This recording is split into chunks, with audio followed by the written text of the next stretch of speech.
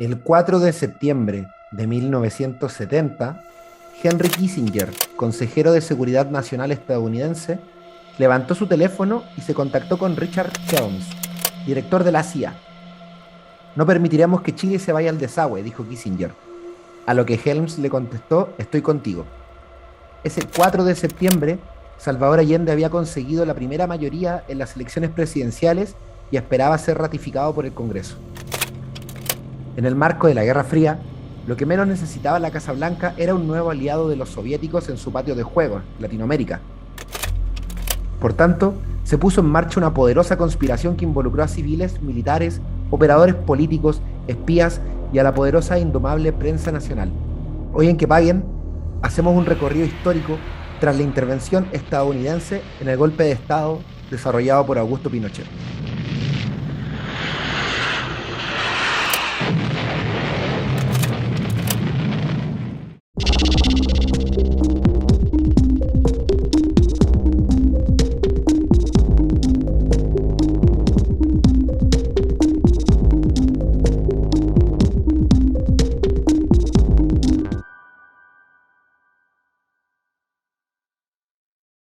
¿Usted cree que la derecha o la burguesía chilena tiene la capacidad y la voluntad para luchar por sus propios intereses de propiedad privada? Yo creo que históricamente se demuestra que siempre la burguesía ha defendido sus privilegios, pero también se demuestra que cuando un pueblo sabe las metas que puede o debe alcanzar, esa burguesía indiscutiblemente es derrotada. Por lo demás, en el caso nuestro, lo hemos dicho, nosotros tenemos enemigos muy definidos y muy claros. El capital extranjero que se ha dañado nuestra riqueza, los monopolios, el latifundio agrario y el latifundio minero, los que controlan el comercio de importación y exportación y los que manejan las finanzas a través de los bancos. La Guerra Fría fue el conflicto geopolítico que puso en contra a Oriente y Occidente, ambos representando distintas ideologías. Estados Unidos a la cabeza del modelo capitalista y la Unión Soviética liderando el modelo comunista. Distintos frentes se lucharon en esta guerra indirecta, en los cuales cada líder de bando participó de una u otra manera. Por ejemplo, Corea, Vietnam, Cuba, Afganistán fueron algunos ejemplos en que las poderosas potencias de la Guerra Fría apostaron sus cartas, naipes de estrategia geopolítica que, usando miles de vidas humanas como fichas de azar, dieron los más diversos resultados, los cuales algunos siguen hasta hoy arrastrando sus extensas sombras. A finales de los 60, Chile pasaba por una profunda transformación social. Las clases trabajadoras se inmiscuían cada vez más en el panorama político y la figura de Salvador Allende, no sin dificultades, se levantó como la gran candidatura de izquierda a la presidencia. Somos los herederos legítimos de los padres de la patria y juntos haremos la segunda independencia, la independencia económica de Chile. Tras una estrecha votación en la cual Allende obtuvo el 36.6% de los votos, Jorge Alessandri el 34.9% de los votos y Radomiro Tomic el 27.8% de los votos, el Congreso tuvo que votar para dirimir quién sería el próximo presidente de Chile. A las 10:39 de la mañana del 24 de octubre de 1970, el Congreso votó de la siguiente forma. Sufragaron 195 parlamentarios. Allende obtuvo 153 votos, contra 35 votos de Jorge Alessandri y 7 votos en blanco. A causa de esto, Salvador Allende fue ratificado por el Congreso como presidente electo de Chile. Días antes, en la oficina Oval, comenzó a tejerse una conspiración para derrocar al primer presidente socialista del mundo electo democráticamente. Resultado de la votación. Por el senador Salvador Allende, 153 votos. Por el señor Jorge Alessandri, 35 votos. Con motivo de la votación producida, el Congreso Pleno proclama presidente de la República al ciudadano Salvador Allende Goza. Se levanta la sesión.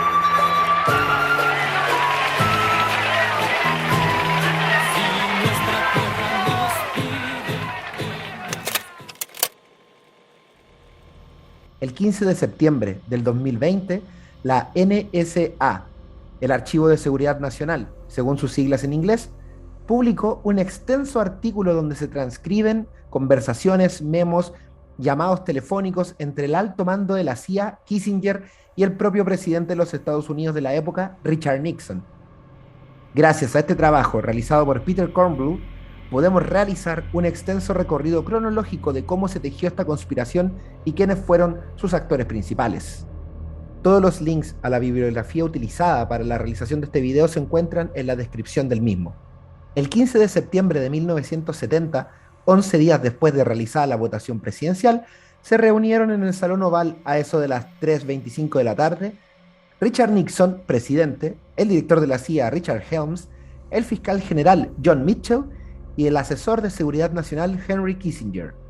En una reunión que duró aproximadamente 20 minutos, Nixon ordenó que se hiciera todo lo posible para generar un cambio de gobierno en Chile en caso de ser Allende electo. Helms hizo una serie de anotaciones en papel. Estas anotaciones son el primer y único testimonio de un presidente norteamericano ordenando expresamente un derrocamiento presidencial. Entre las anotaciones de Helms rezan las siguientes citas. Esta es una oportunidad en 10, tal vez, de salvar a Chile. No le preocupan los riesgos que involucre, refiriéndose obviamente a Nixon. Este es un trabajo a tiempo completo, los mejores hombres que tengamos. Y finalmente, hay que hacer que la economía de Chile grite. Lanzadas estas instrucciones, se retomó un informe de planificación redactado a finales de julio del mismo año a petición del propio Richard Nixon. Este informe, titulado Memorando 97 del Estudio de Seguridad Nacional, dentro se encontraba un anexo titulado Opción Extrema, derrocar a Allende. Este anexo analizaba los pros y los contras de un golpe de Estado en Chile. En este informe se identificaban a los principales actores que podrían desempeñar un rol protagónico en un posible golpe militar en el país, sobresaliendo los nombres de la Cofradía Náutica del Pacífico Austral, un nombre muy importante, y una cofradía a la cual vamos a volver en varios momentos a lo largo de este video, la cual era un club náutico cuyos miembros ultraconservadores jugaron un rol vital en el golpe de Estado y la posterior dictadura. Entre sus miembros más destacados se encuentra el almirante José Toribio Merino, Agustín Edwards y Sergio Castro. Sergio Castro, quien sería uno de los padres del modelo económico chileno actual. Esta cofradía fue vital en la gestión de planes, operaciones encubiertas y centro de reuniones de toda la planificación del golpe. Con este informe recuperado sobre la mesa, el 8 de septiembre se reunió el Comité de los 40, comité encargado de las operaciones encubiertas y presidido por el mismísimo Henry Kissinger. Kissinger solicitó un informe a sangre fría sobre los pros y los contras, los problemas y las perspectivas involucradas si se organizara un golpe militar en Chile con la ayuda de los Estados Unidos. Edward Corey, embajador norteamericano en Chile, en la fecha, le respondió a Kissinger un telegrama que rezaba lo siguiente: el ejército chileno no repetirá ni actuará para evitar que asuma Allende, salvo situación poco probable de caos nacional y violencia generalizada. Corey también advirtió que no existen oportunidades para nuevas acciones de Estados Unidos para presionar al ejército. Ellos ya saben que tienen nuestra bendición para cualquier movimiento serio contra Allende. Finalmente, y quizás el punto más importante de este informe enviado por el embajador, señala que el actor clave de cualquier movimiento en Chile no es Estados Unidos, sino que es el presidente Eduardo Frei, de cuya voluntad y habilidades dependía el futuro de Chile. Palabras del propio embajador. Como guinda de la torta, el 14 de septiembre llegó a Washington el mismísimo Agustín Edwards, miembro de la Cofradía Náutica, ¿cierto? Y dueño de diversos diarios nacionales como el Mercurio, Las Últimas Noticias y La Segunda. Todo un ciudadano que en criollo, este Agustín Edwards. El magnate de las comunicaciones se entrevistó con Nixon y con esto se selló el vínculo perpetuo entre Edwards, la Cofradía Náutica y la CIA. Con esto la conspiración en contra Allende se dividió en dos caminos, o en dos tracks. Es el pueblo el que está abriendo los túneles, el que está construyendo los caminos, el que está produciendo en los campos, el que está aprendiendo en las escuelas y el que está levantando sus hogares para tener mañana una vida de mayor dignidad, de mayor paz, de mayor libertad y de mayor justicia. El track 1 se denominó la Fórmula Frei. Esto implicaba que el presidente de Chile, Eduardo Frei, controlara el golpe y, en su condición de presidente de la República, autorizara a los militares a actuar en contra de la Constitución. Para esto, Frei tendría que anular las elecciones y crear un gabinete militar provisorio que tomaría el control del país.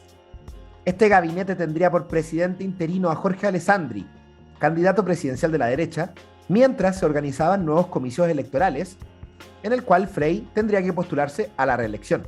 Según la constitución de la época, un presidente no se podía recandidatear para el siguiente periodo, sino que tenía que haber un presidente entre medio de ambos periodos. Por eso, Alessandri iba a ocupar esta plaza y luego Frei, en la nueva votación, se iba a poder recandidatear. La CIA envió a un agente especial llamado George Donoghue, quien presionó a Frei para que ejecutara el Track 1. Uno de los fax dirigidos a Donoghue cita que su misión era asegurarle a Frei que si fuera necesario tendría el doble de la cantidad, refiriéndose a los montos entregados por la CIA, que tuvo para las elecciones de 1964. Porque sí, la candidatura presidencial en la que Frei resultó electo y en la cual compitió contra Salvador Allende fue en gran parte financiada por Estados Unidos, tal como lo señala el memorándum enviado por el secretario de Estado Dean Rusk a la Casa Blanca el 14 de agosto de 1964. Dicho memorándum reza: estamos haciendo nuestro mayor esfuerzo para reducir la chance de que Chile sea el primer país americano en elegir como presidente a un marxista declarado. Donoghue le explicó a Frei que si el plan fallaba, la CIA pagaría para que el líder de la democracia cristiana pudiera asentarse fuera de Chile, es decir, le iban a pagar el exilio. Se creó además otra alternativa para el Track 1, el denominado Gambito de Frei, el cual consistía en que el Congreso Pleno eligiera a Alessandri como candidato electo, y una vez hecho esto, el anciano político se retiraría a pocos meses de su elección y esto daría carta blanca nuevamente a Frei para postularse contra Allende en una futura elección, ganando evidentemente Frei. A pesar de todas estas presiones, Frei se negó a traicionar a su país y el Track 1 quedó descartado por completo. Estamos frente a un verdadero conflicto frontal sobre las grandes corporaciones transnacionales y los estados. Estos aparecen interferidos en sus decisiones fundamentales, políticas, económicas y militares por organizaciones globales que no dependen de ningún estado y que en la suma de sus actividades no responden ni están fiscalizadas por ningún parlamento, por ninguna institución representativa del interés colectivo. En una palabra, es toda la estructura política del mundo la que está siendo socavada. El Track 2 se denominó la Fórmula del Caos, también llamado Proyecto Fubelt. Este plan implicaba crear un ambiente golpista para forzar al ejército a tomar el control total del país. El 11 de septiembre de 1970, el jefe de la división del hemisferio occidental de la CIA, William Brough, le entregó al jefe de la estación de Santiago, Henry Heckscher, las siguientes órdenes. Tiene usted la tarea operativa de establecer contactos directos con el ejército chileno que podrían utilizarse para estimular un golpe si y cuando se tome la decisión de hacerlo. Respecto a la posibilidad de realizar un golpe de Estado, Brough señaló que a. La ruta política constitucional en cualquier forma no es un comienzo. B. La única perspectiva con alguna posibilidad de éxito absoluto es un golpe militar antes o inmediatamente después de la toma de poder de Allende. 5 días después, es decir, el 15 de septiembre de 1970, Nixon daba la orden de poner en marcha el derrocamiento de Salvador Allende. La sede de la CIA comenzó a transmitir instrucciones para crear un clima golpista a través de la guerra económica, la guerra política y la guerra psicológica. El jefe de la estación de la CIA, el ya mencionado Heckscher, se opuso a estas instrucciones debido a la poca probabilidad de éxito que estas presentaban. Lo mismo pensaba un porcentaje no menor de miembros de la CIA, la embajada estadounidense y el propio Departamento de Estado. El argumento principal eran los riesgos de exposición, los cuales superaban con creces la ganancia para los intereses de Estados Unidos. Para ejemplificar esto, podemos mencionar el comunicado emitido por la Oficina del Departamento de Estado para América Latina, la cual argumentó la exposición en un golpe fallido implicaría un costo prohibitivamente alto en nuestras relaciones en Chile, en el hemisferio y en otras partes del mundo. Incluso si el golpe tuviera éxito, la exposición implicaría costos solo marginalmente menos graves en todas estas áreas. El mismo embajador Correa advirtió: estoy convencido de que no podemos provocar un golpe y que no debemos correr los riesgos simplemente por tener otra bahía de cochinos, refiriéndose a la fallida invasión en las costas de Cuba. Winston Lord, asesor de Kissinger, le envió un memorando diciendo que una intervención de este tipo podría socavar completamente nuestra política sobre Vietnam, basada en la autodeterminación del pueblo de Vietnam del Sur sin interferencia política. Y finalmente podemos citar a Byron Bucky, otro asesor de Kissinger, que le dijo: lo que proponemos es evidentemente una violación de nuestros propios principios y valores políticos. Si estos principios tienen algún significado, normalmente nos apartamos de ellos solo para enfrentar la amenaza más grave para nosotros, por ejemplo, para nuestra supervivencia. ¿Es Allende una amenaza mortal para Estados Unidos? Es difícil argumentar esto. Bueno, a pesar de todas estas advertencias, Kissinger hizo oídos sordos y descartó todas estas opiniones en el informe que le presentó a Richard Nixon. Kissinger y el director de la CIA, Richard Helms, apoyaron totalmente el derrocamiento de Allende a cualquier costo. Con todo esto sobre la mesa, Nixon dio el puntapié inicial para el plan de derrocar a Allende, el cual implicaba primeramente impedir su ascenso al poder por la vía constitucional. ¿Cómo podrían Nixon y Kissinger ejecutar este pre-golpe de Estado? Bueno, la pieza fundamental se encontraba en el propio corazón del ejército chileno. Y más que una pieza fundamental, era un problema para las ambiciones de Nixon. Esa pieza se llamaba René Schneider.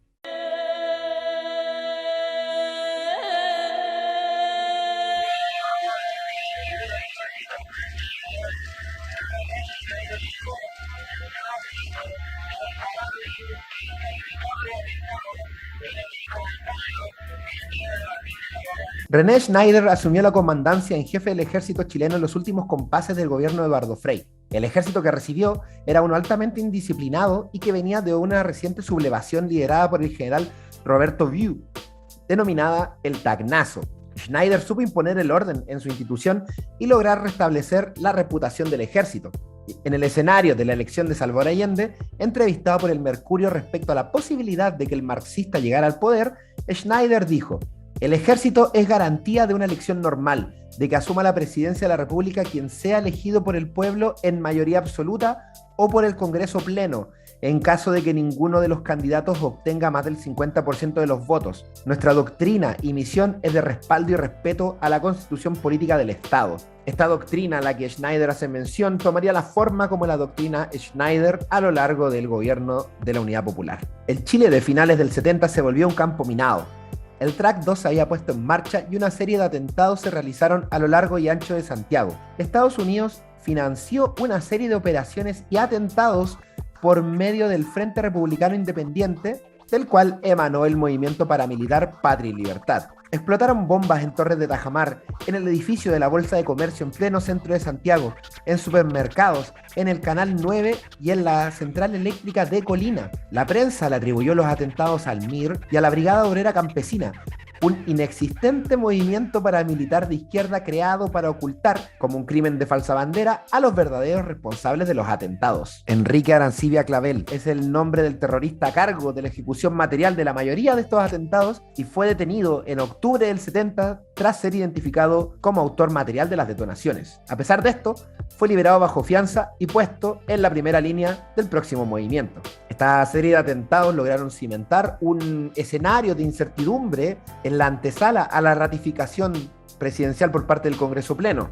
Pero a pesar de esto, a los conspiradores de Estados Unidos todavía les faltaba asestar un golpe mortal, un golpe decisivo que obligara que el ejército interviniera de forma directa y que tomara el poder ejecutivo en sus propias manos. Ese movimiento obligatoriamente implicaba un ataque directo al ejército chileno. Kissinger se contactó con el general caído en desgracia Roberto View, ya quien financió para que éste pudiera causar la inestabilidad deseada previa a la ratificación de Allende. View, junto con Arancibia Clavel y otros terroristas, organizaron el secuestro de René Schneider con el objetivo de obligar al ejército a interrumpir el quehacer cívico e intervenir el poder ejecutivo. El 19 de octubre de 1970 fue el día D elegido para el golpe de estado de View. El plan era atrapar al comandante, René Schneider, a la salida de una comida oficial. Para ello, View identificó un vehículo que supuestamente debía de abordar Schneider y, hecho esto, deberían los terroristas retenerlo hasta que el ejército se hiciera con el poder.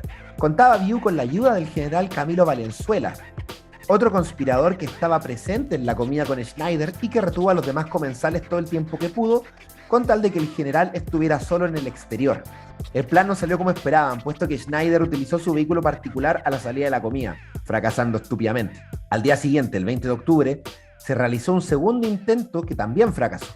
Ante estas dos derrotas, el 21 de octubre se realizó una reunión entre los conspiradores y algunos agentes de la CIA, quienes informaron que el apoyo norteamericano a los antiallendistas seguía en pie. Tiempo después, en el denominado Comité Church, se sabrá que la CIA había descartado por completo el golpe de estado de View al considerarlo un incompetente. A pesar de esto, la CIA suministró a los terroristas 3 fusiles M3, granadas lacrimógenas y máscaras antigases.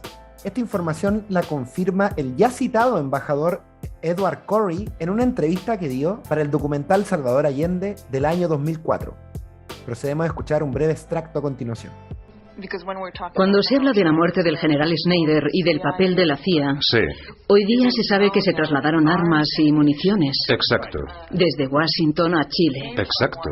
Por medio de una valija diplomática. Así lo hicieron. ¿Tenía conocimiento de ello? Claro que no. Porque cuando Kissinger y el presidente de la CIA testificaron ante el comité, un comité ante el que no se me permitió testificar, dijeron: no metáis en esto al embajador, no se lo contéis. Pero yo lo supuse. Con esto, el tercer y último intento de secuestro de Schneider se puso en marcha.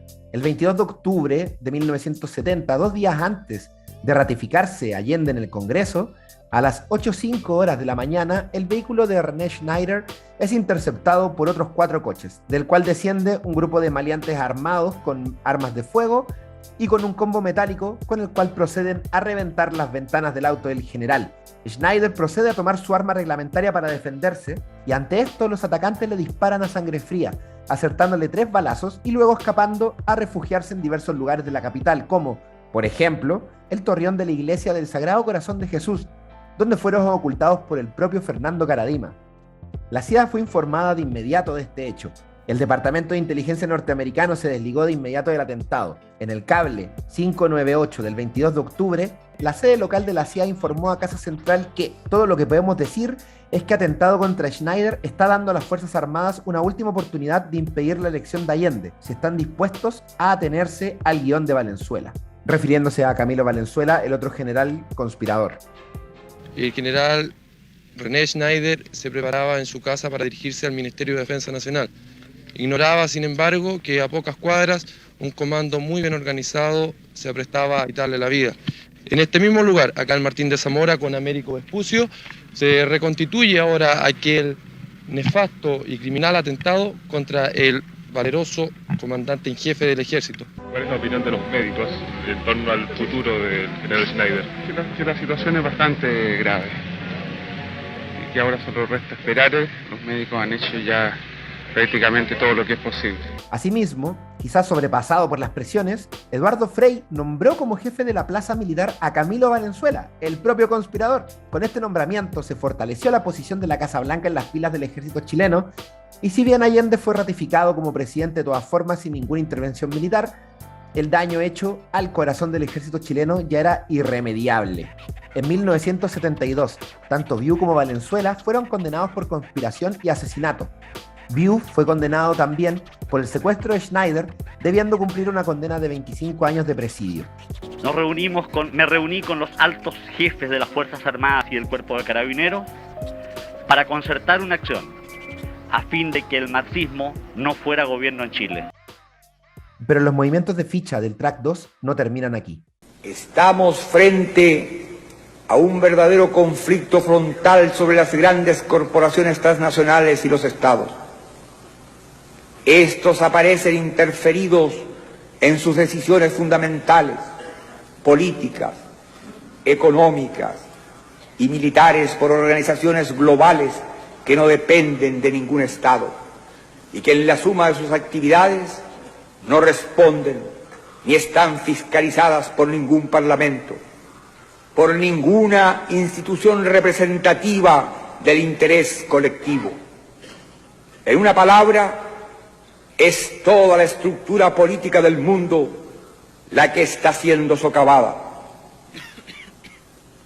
Las grandes empresas transnacionales no solo atentan contra los intereses genuinos de los países en desarrollo, sino que su acción avasalladora e incontrolada se da también en los países industrializados donde se asientan.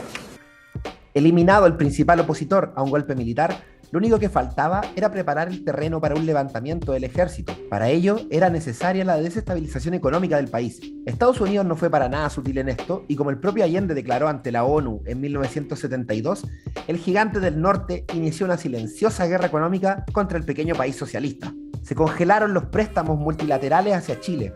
Por ejemplo, los préstamos para la inversión solicitados al Banco Interamericano de Desarrollo, de cuyo directorio Estados Unidos tenía el 40% de influencia. Estos proyectos de inversión, cuyo valor ascendía sobre los $30 millones de la época, destinados para la infraestructura energética y educacional, fueron congelados en pleno 1971. Ahora, si miramos el caso del Banco Mundial, y en los siguientes 25 años desde su fundación, Chile ya había amasado una inversión constante por sobre los $255 millones. No obstante, en la reunión anual de 1971, el Banco Mundial advirtió que Chile ya no era un lugar seguro para la inversión de capital y, por tanto, sus proyectos de inversión quedaron inadmisibles. A pesar de esto, Chile seguiría recibiendo los montos aceptados en proyectos de inversión anteriores al gobierno de Allende.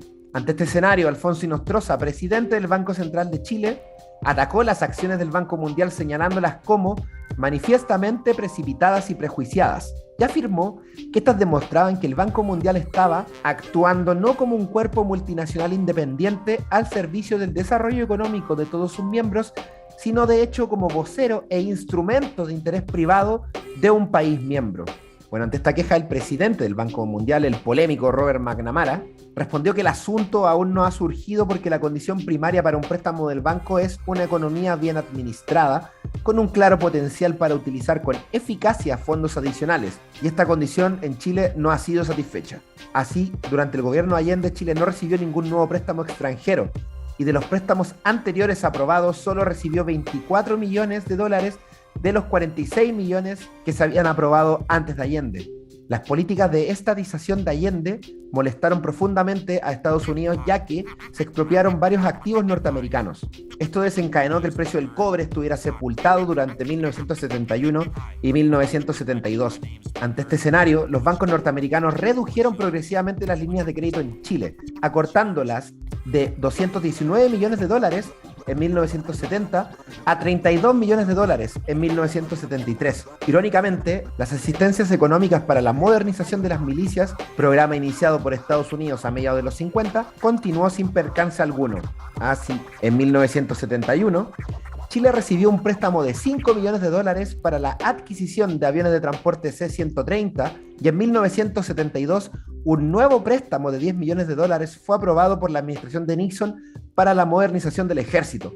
En este escenario, la inflación logró niveles alarmantes, acumulándose hasta el 449% hacia 1973. Así, la influencia norteamericana había logrado hacer gritar a la economía de Chile, y en las calles, los agentes financiados por la CIA levantaban otra guerra. Entramos en guerra. Si yo mañana sigo de presidente de la SOFOFA, va a ser con conciencia clara que montamos una guerra. Estábamos planeando un golpe de Estado militar que acabara con el gobierno de Allende y con la Unidad Popular. Los ciudadanos a pie vivían la desestabilización de otra forma. En Chile, la corporación norteamericana ITT poseía el 70% de la compañía chilena de teléfonos. Por tanto, las políticas expropiadoras de Allende los inquietaron de inmediato. ITT se puso a disposición de la CIA el mismo septiembre de 1970 y de inmediato se contactaron con Agustín Edwards. Desde el mismo día en que Allende ascendió al poder, el brazo mediático de Edwards disparó sus misiles contra la imagen del presidente, poniendo énfasis en la agudización de la crisis económica, las malas políticas públicas del UP y tratando de mermar la imagen pública del presidente de formas bastante burdas. Se generó una crisis del papel desde 1972. Esta crisis afectó severamente a la prensa escrita, salvo a los diarios de Edwards, gracias nuevamente al infinito bolsillo de su patrocinador norteamericano. En los documentos desclasificados de la CIA se dejan ver con fechas y cifras los apoyos económicos recibidos por el Mercurio entre 1970 y 1973 por parte de la CIA y de ITT. El 25 de marzo de 1970, el Comité de los 40 aprueba entregar $125.000 para operación de descrédito de la Unidad Popular. El 27 de junio de 1970, se aprueba entregar $300.000 adicionales al Mercurio. El 9 de septiembre de 1970 se aprueba la entrega de $700.000 para el diario El Mercurio. El 11 de abril de 1972 se envían otros $965.000 para el diario El Mercurio. El 15 de mayo de 1972, ITT deposita $100.000 en las arcas del Mercurio. Y el 11 de abril de 1973 se envían $300.000 adicionales para el Mercurio. Es decir, entre la CIA y ITT invirtieron más de $2 millones en financiar la campaña de desprestigio de Salvador Allende. Por otro lado, una parte vital del Track 2 requería la instalación del hambre como medida de desestabilización social. Para ello, Estados Unidos invirtió más de $8 millones para financiar una serie de huelgas y paros entre 1971 y 1973. Haremos mención de dos famosos eventos que ocurrieron en este periodo con comprobado financiamiento de la CIA. Jack Devine, un agente de la CIA encargado de colaborar con la línea editorial del Mercurio y con distintos agentes civiles que buscaban propagar la insurrección social, publicó en 2014 un artículo en el cual relata su actuar durante el gobierno de Lupe y del cual extraemos esta breve anécdota. Devine cuenta que una de sus fuentes locales era una mujer mayor de clase media a la cual entregó varios cientos de dólares para que organizara una manifestación de mujeres con cacerolas vacías para protestar por la falta de alimentos.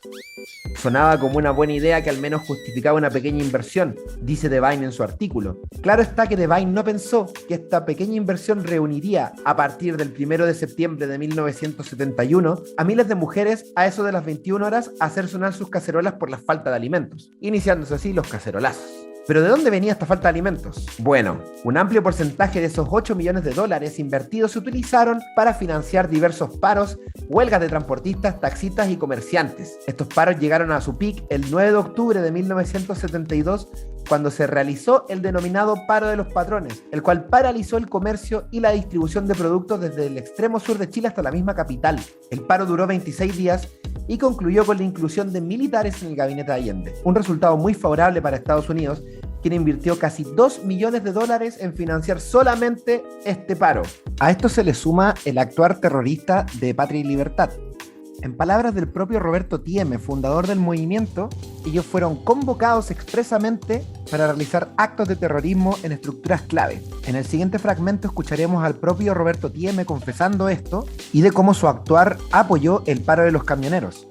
En segundo lugar escucharemos a Orlando Sáez, presidente de la SOFOFA en la época y quien recibió directamente el financiamiento de Estados Unidos para el paro del 72.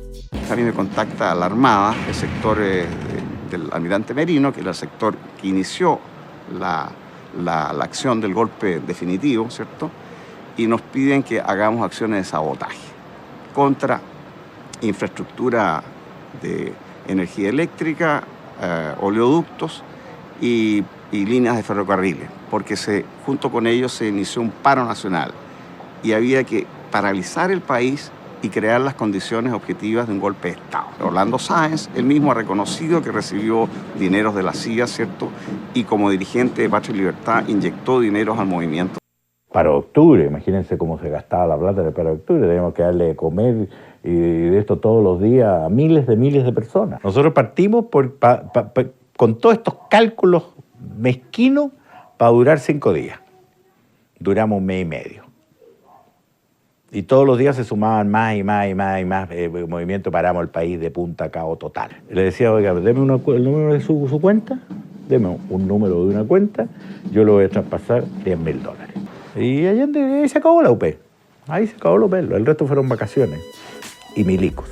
No conforme con eso, la huelga dio paso a una serie de interminables manifestaciones y paros que, hacia los últimos meses del gobierno Allende, sumaron a más de 250.000 transportistas, taxistas y comerciantes de todo el país. Todo con el constante y sostenido respaldo del generoso vecino del norte. Significa presionar a un país económicamente débil. Significa castigar a un pueblo por su decisión de recuperar sus recursos básicos. Significa una forma premeditada de intervención en los asuntos internos de un país. Esto es lo que denominamos insolencia imperialista. Son los pueblos, todos los pueblos al sur del río Bravo, que se yerguen para decir basta, basta a la dependencia, Basta a las presiones, basta a la intervención.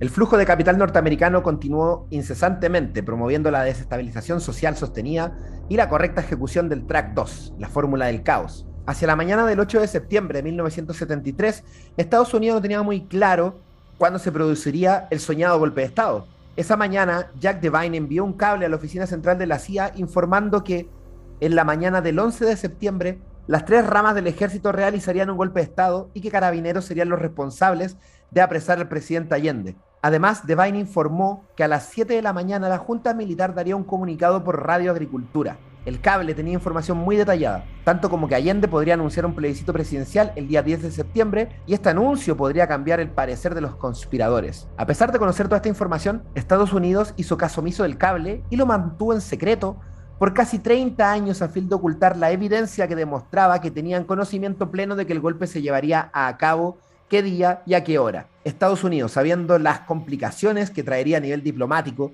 negó sistemáticamente su participación en el derrocamiento de Allende. Con esto se dio paso a un régimen totalitarista que traería dolor y muerte a las impolutas páginas de la democracia chilena.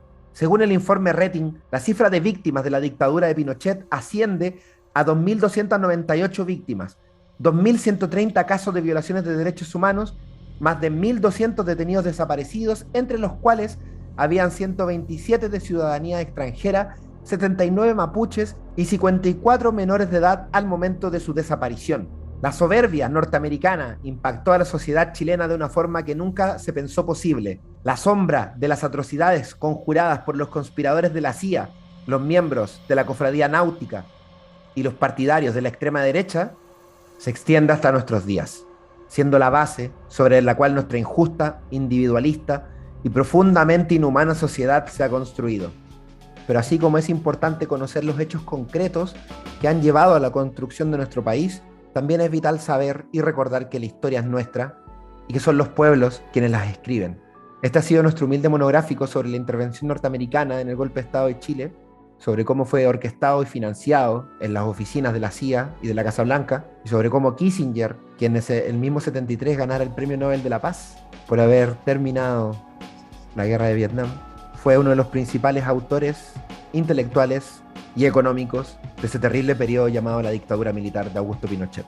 Honor y gloria para todos los que dieron su vida momentos antes, en los años previos al golpe de Estado, y por sobre todo en los 17 terribles años que duró ese régimen nefasto. Asimismo, honor y gloria para todos aquellos que, desde el regreso de la democracia, han seguido teniendo que dar la vida por la ineptitud de un gobierno heredero de estos conspiradores, pero que esperemos pronto nos permita construir una sociedad más justa, por donde pase el hombre y la mujer libres, y que podamos construir una sociedad mejor. Septiembre es negro y el ejército no tiene ninguna gloria. Arriba los que luchan. La historia es nuestra. Que paguen.